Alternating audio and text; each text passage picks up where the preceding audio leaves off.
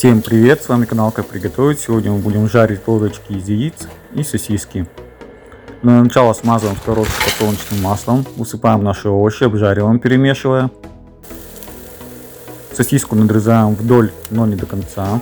Делаем вот такую лодочку, посередине вставляем кусочек сыра, чтобы сосиска держала свою форму. Овощи раздвигаем, посерединке выкладываем сосиски. Выливаем яичко вовнутрь сосиски. Со второй поступаем точно так же.